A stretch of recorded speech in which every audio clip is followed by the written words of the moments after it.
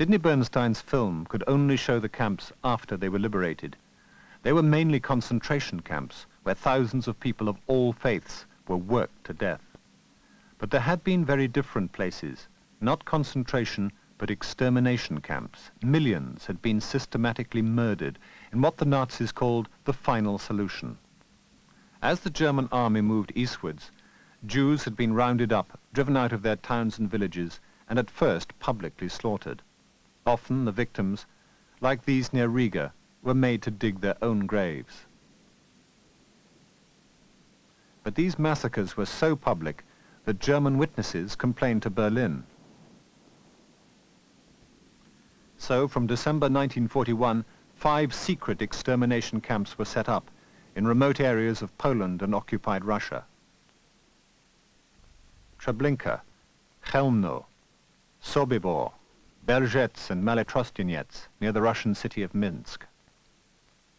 Their sole purpose was the swift and systematic murder of people like these, men, women and children deported from all over occupied Europe. More than 2 million people were gassed in these 5 death camps alone. But their work had been completed by 1943. When the Red Army arrived, there was nothing left to film.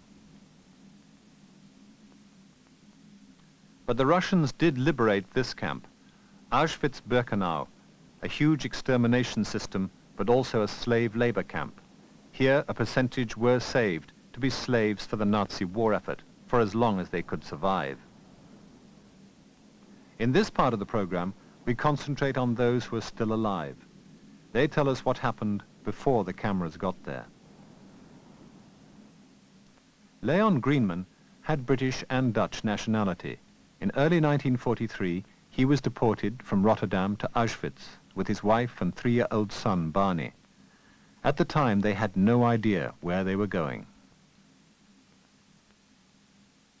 They told us already months beforehand, and where we could hear about it, we had to go to Poland to work. We always set to work, they said. We never thought nothing else but to work.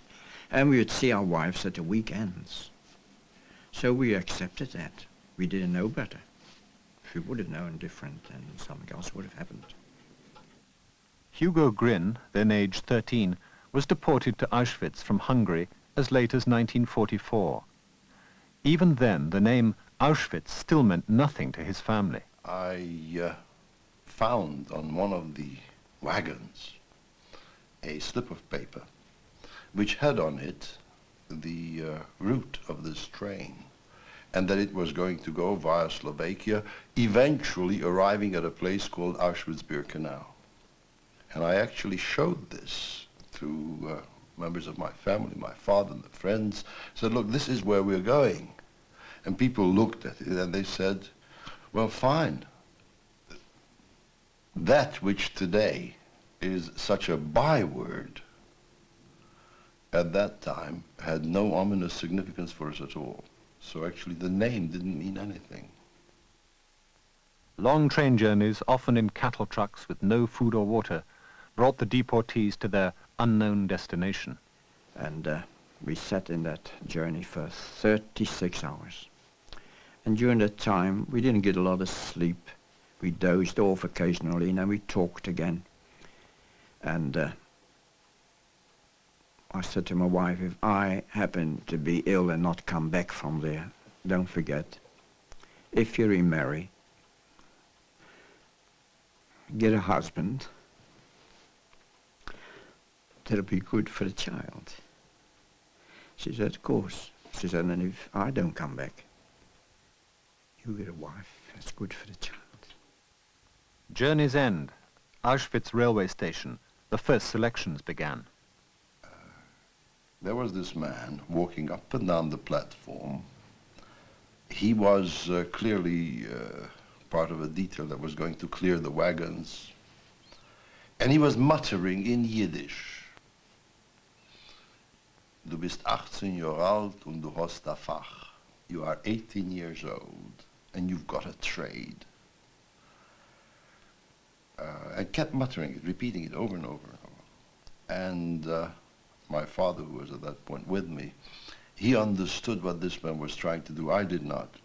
So that by the time we came to the head of this line, where the actual selection took place, and I was asked how old I was, and I said I was 19, and I was 13. And that, yes, I had a trade, and I was a carpenter and a joiner. And in that way, I was motioned to go with those people who were destined to live. Whereas my brother, who at that point was 11 and quite small, just couldn't say it, or rather he tried to say it and wasn't believed. So he went to the other side. We were separated, men from the women. And we stood there, wondering. Then one of the women, where my wife and child were standing, ran away from the women towards her husband. And halfway she was met by an SS officer, a man about 40, 50 years of age. And he had a stick in his hand. He let it come down on her head, and she fell down on the platform. And he kicked her in the stomach, in the belly. And I saw all this, and I was thinking to myself, now, what's happening? Then he turned around straight away to us, to the boys, the fellas, and he by putting his hand on the shoulder and the stick on the shoulder, he counted all 50 men of the whole lot. He sorted out 4 or 5 nice-looking young women, and I guess the rest, they were told, you go into the bathroom to have a bath. Those that cannot walk, get onto the trucks. I was one of the 50 boys. We had turned to the left, and we marched away to another barrack. While we were marching, we stopped a little way, and a truck come along, loaded with women and children. And on top of the truck, I saw my wife in the middle, standing straight up, the child in her arms. She had a pointed cape cover on. She had made it in Hollander. And that's the last I saw of her. I can say now that from the 800 people, there were 800 people that left Westerbork that morning, only 50 were taken out, and those few young women. The rest went into the gas chambers. So I can say that my wife was guest and child, and all the others were guests within 2 hours, if not sooner. To ensure that the doomed prisoners cooperated, elaborate deception was maintained to the end. An official SS report described what should happen when these people reach the gas chambers. The prisoners are told that they are to be cleansed and disinfected. They must therefore completely undress to be bathed. To avoid panic, they're instructed to arrange their clothing neatly so they can find their things again after their bath. Everything proceeds in a perfectly orderly fashion. They enter a large cellar room that resembles a shower bath. The doors are shut and containers drop down into the pillars. As soon as the containers touch the base of the pillars, they release substances that put people to sleep in 1 minute. A few minutes later, the door opens on the other side and the corpses are loaded into elevators and brought up to the first floor, where 10 large crematoria are located. It didn't always happen in such an orderly fashion, but the end result was the same. Millions of bodies burned in furnaces like these. Using material shot by the Russians, Bernstein's film tried to grapple with the scale of what had happened at Auschwitz. Here, 4 million people were murdered. As many men, women and children as you could pack into a great city. This camp was scientifically planned with a view to mass murder. Vast extensions were still being built. Arrangements of gas chambers, mortuaries and incinerators. The normal extermination rate was 10,000 to 12,000 a day. 5 crematoria with a capacity of 279,000 per month. Germans had watched them die. They had wanted to watch them die, for they constructed special peepholes in the doorways of the gas chambers where they could observe the effects of the poison gas Zyklon. Here are some of the containers, the mask worn by the operator, and the poisons used for the injections.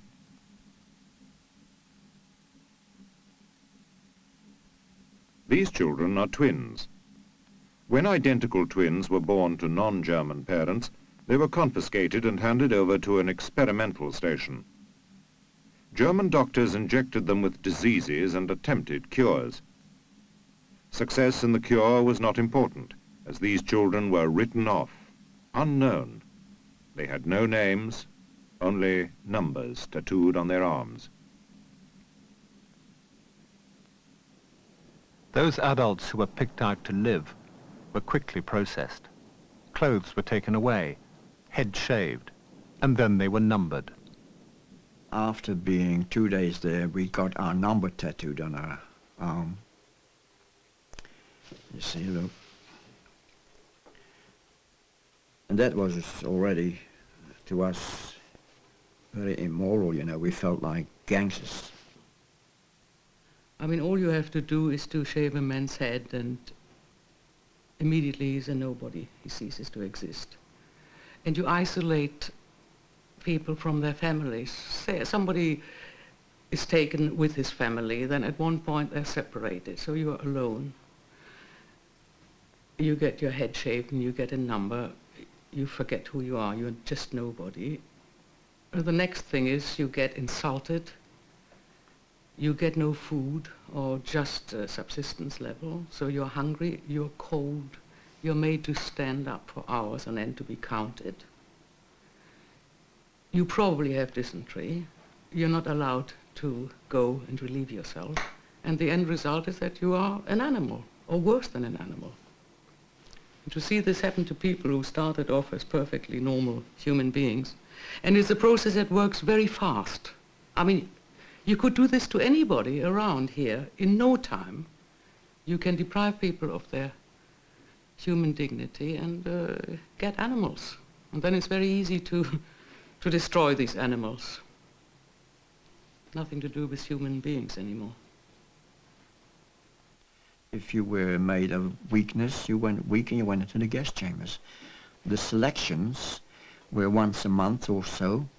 The barracks were all locked. Nobody was allowed out. And there were a couple of doctors then, and they sat down and you had to march or walk past by. And if your bibs was skinny, your arms and so, you went sorted out for the gas chambers. Those who still had a bit of muscle on them, they were still allowed to live, to go on. But there were sometimes guards who so clearly enjoyed what they were doing and so wholeheartedly threw themselves into it that they became, I suppose, an unbearable menace.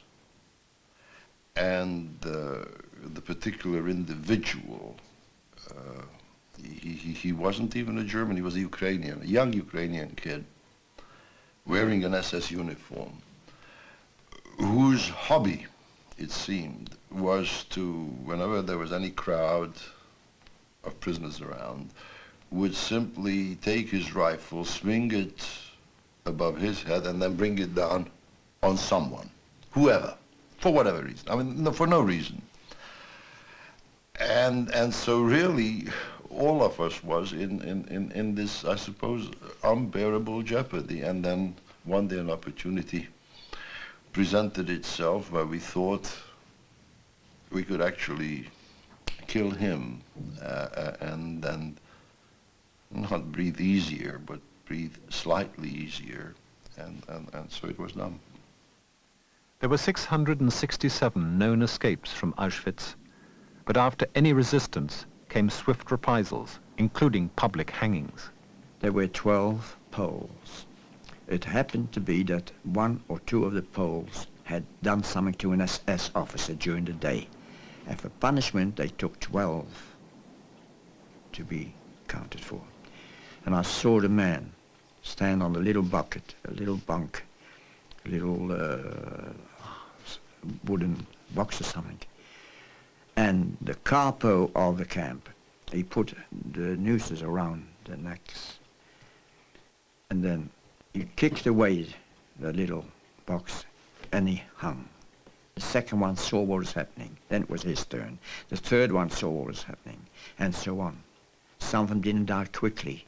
The tongues came out of the mouth, the knot wasn't placed properly, the body turned and wriggled. I'll never forget that. 12.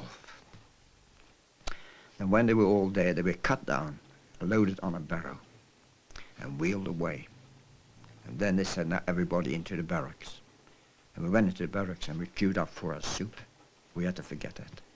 What sort of things were done?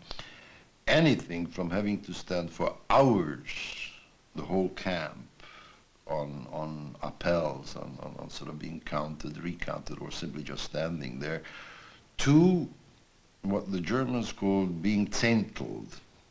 That was a particularly fearful experience when literally people were counted off 1, 2, 3, 4 to 10, and the 10th one step out, whichever the 10th was, and they would be executed.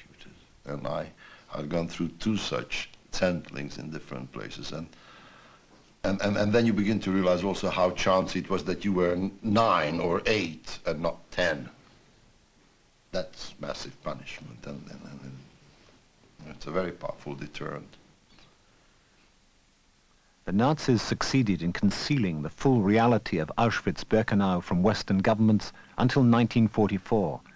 Information that reached Jewish agencies and governments in exile about extermination camps was often treated with great skepticism, as we can see in British and American government files.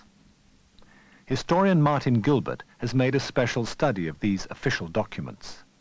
There's no doubt that sometimes, reading it now, it is shocking for the modern reader to see how individual officials dismissed as rumors, as exaggeration, as Jewish sob stuff, the stories which reached them. But I believe these were a small group of officials, that somehow they didn't represent the mass, that their mental horizons were limited because they were writing in Whitehall, and the slaughters were taking place in countries they'd never seen, to people they'd never met, and on a scale which was actually incomprehensible, even to the Jews themselves. In spring 1944, 5 prisoners escaped from Auschwitz and brought out to the West the news of millions of deaths. An international outcry stopped the deportation of hundreds of thousands of Hungarian Jews midstream. As the Allies were bombing industrial targets only 5 miles from Auschwitz, Jewish agencies pressed them to bomb the camp, but they didn't. And in the summer, deportations started again. We find some fairly hostile comments and a general reluctance by some officials to pursue it, on the grounds, as one of them put it, that it would lead to the loss of valuable British lives of pilots to no purpose. On the other hand, there were other officials who wouldn't accept this view and who urged that it should at least be looked into. Unfortunately, in the States, in the United States, the man responsible for dealing with it gave the instruction on the first request, kill it. And on the 5 subsequent times that he was asked by different Jewish bodies to look into the bombing of Auschwitz, he repeated his pro forma answer that this could not be done. I always hoped if I get killed by a bomb here, it'll be a blessing to me. It will end the misery. But never such a thing happened. And the bombing that was done was nothing really. I didn't see any buildings coming down. I didn't see any railways being bombed. So I can't see what bombing was done, no. But there was no damage done like the bombing in Rotterdam or the bombing in London. So that was very little, and it was a disappointment to me. There was one occasion, I think that was one of the most painful moments for me, when we were allowed in one of the camps in Silesia called Liberose to send postcards. It was Sunday afternoon. Everybody was given a postcard and access to a pencil, which was very rare. And you could write anywhere in the world. And at first I was really, terrific. I'll write to somebody. And then I realized there was no one I could write to. As the Russians got closer and closer, the Nazis tried frantically to conceal the evidence of mass murder. The gas chambers and crematoria of Auschwitz were blown up, and thousands died on forced marches as the remaining slave laborers were sent away from the east, back into the heart of Germany.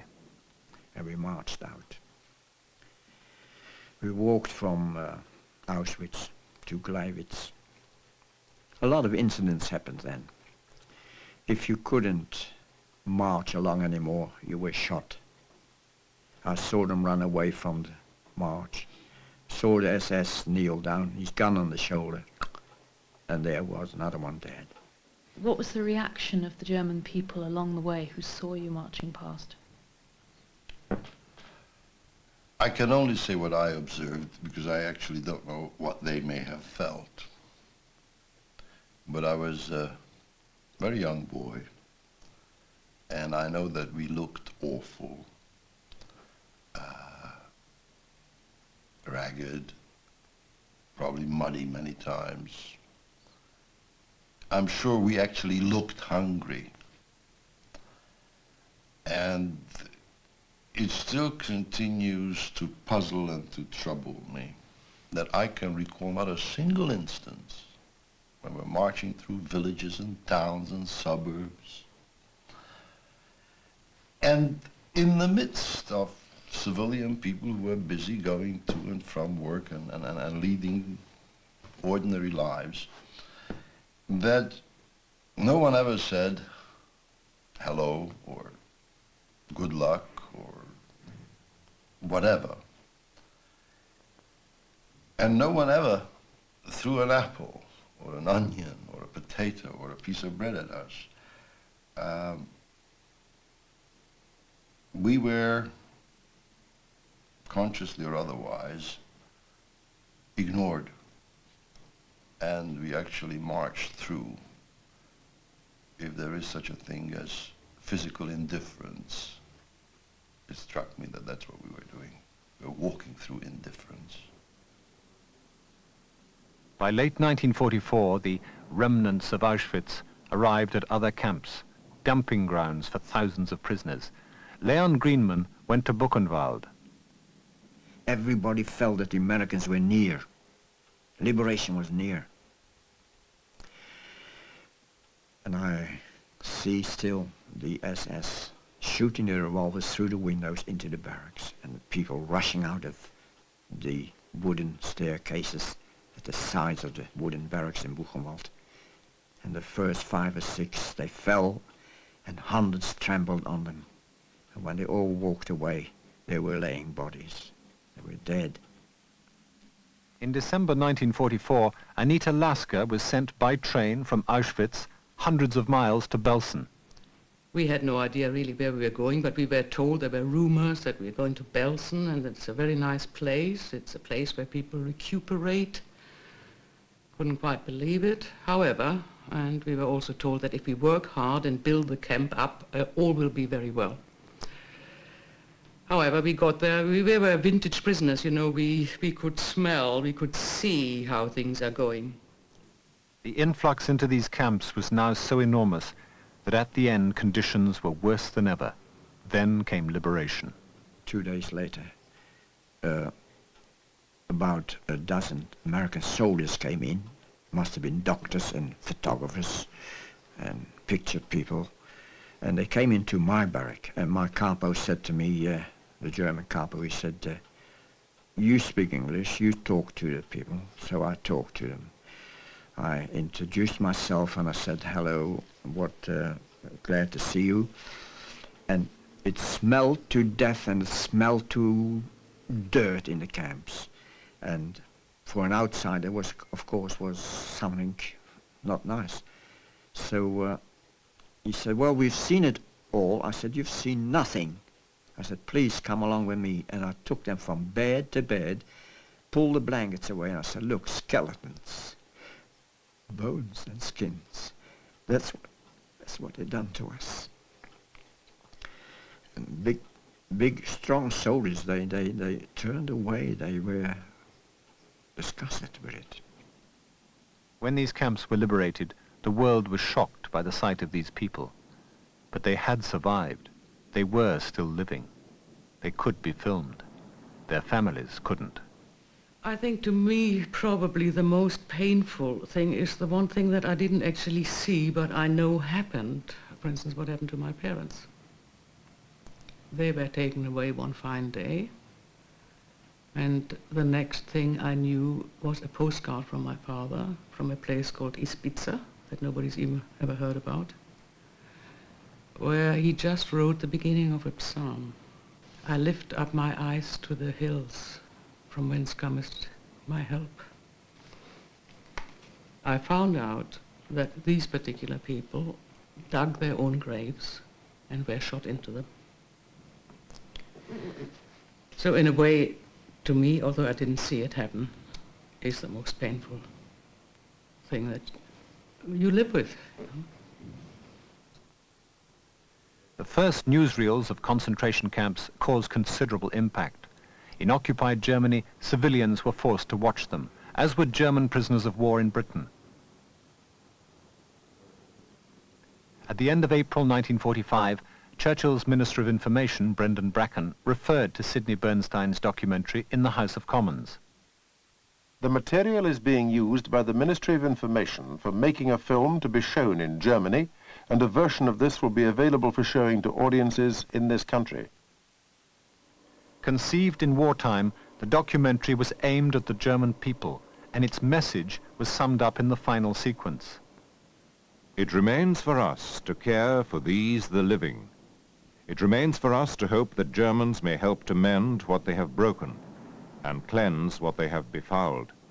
This was the end of the journey they had so confidently begun in 1933. 12 years? No.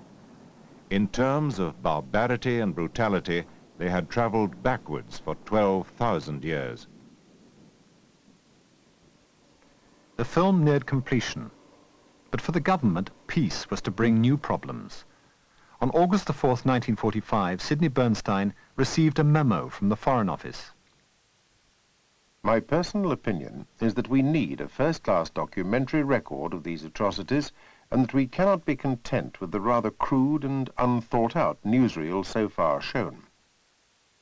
On the other hand, policy at the moment in Germany is entirely in the direction of encouraging, stimulating and interesting the Germans out of their apathy, and there are people around the CNC who will say, no atrocity film. What do you think lay behind this note?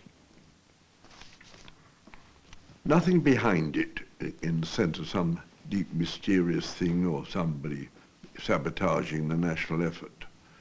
But it was that they had got the responsibility of getting that country on its feet again. Because once you've demolished it, that's not the end of war, that's only the beginning of the battle for peace, which means you rebuild it. And they had to have people to do that, and the only people they had to do it were Germans. Germany was now in a critical condition. Buildings were in ruins. People were starving. 20 million were homeless. 10 million refugees were on the move. In August 1945, 4,000 Berliners were dying each day. The British military government was much more concerned with these crises than with showing an atrocity film. Lord Annan, then Lieutenant Colonel Noel Annan, was a member of the British Control Commission stationed in Berlin. I mean, there's a great deal of competition between military government officers about clearing up the wreckage, getting the sewage working, getting the refugees into camps, or getting them marching one way, and usually, if you can, out of your own Christ and into somebody else's. There was all that. The general desire for efficient and just government. Now, that was one thing.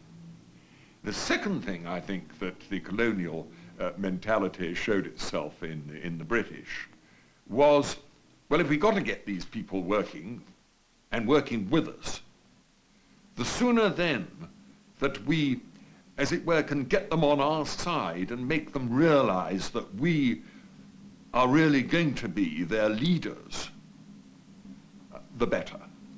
And therefore, don't let's have too much trouble. The British military government, of course, was concerned with getting the place going, whereas I, in the political division, was concerned with denazification and going round to military government officers and saying, I'm sorry, your mayor has got to go. He was a Nazi in 1933, but this man's the best chap I've got in the place. I can't do without him, came back the reply. And I said, I'm sorry, the directives say he's got to go and he's out. I wasn't absolutely the most popular man in the British zone for going around and saying that. The first Nazi war crimes trial opened in the British sector in September 1945. Belsen Commandant Joseph Kramer and Dr. Fritz Klein were among 11 sentenced to death. But although individual Nazis were put on trial, the British government's main concern was not with retribution, but with the effect of a severe winter on the German people. This had been predicted in the Foreign Office memo to Sidney Bernstein in August. I would say that the atrocity film, if really good and well documented, would be shown willingly and successfully in 9 months' time, when the difficulties of the winter have been tackled. There may, therefore, be no hurry for it. That winter proved a long one. Germany eventually emerged from this sort of chaos, but it was divided between the West and Russia, and soon there were other reasons why the film would not be shown in the western part. It became a nation with whom we were in the end going to have relations with. And so therefore that's what happens. The whole idea that the collective guilt of the whole German people should be brought home to them by 48, 49 was of course out of the question in the terms that had been thought of in April 45. Do you think it should have been shown at the time? At the time, 2 Germans. So you disagreed with the memo they sent you? I didn't take kindly to it. A lot of things happen which are not spoken about. Nothing was nice, nothing was good. You were not in the camps to live. You were there to die, to work and die, the utmost 3 or 4 months. Nobody who did this expected any of us to come back. Some people are still saying that these concentration camps never happened. Do you believe that this film will prove that it did? I do, but if it doesn't, it's failed miserably. Very sad. But if you could get all the people who say these things in one room and show it to them, it might be effective. This is a terrible thing. That's why it is so important to show it again and again. One doesn't have to keep rubbing it in, but from time to time, I think a reminder has to be made that it has happened. And there are enough people alive still who've actually seen it.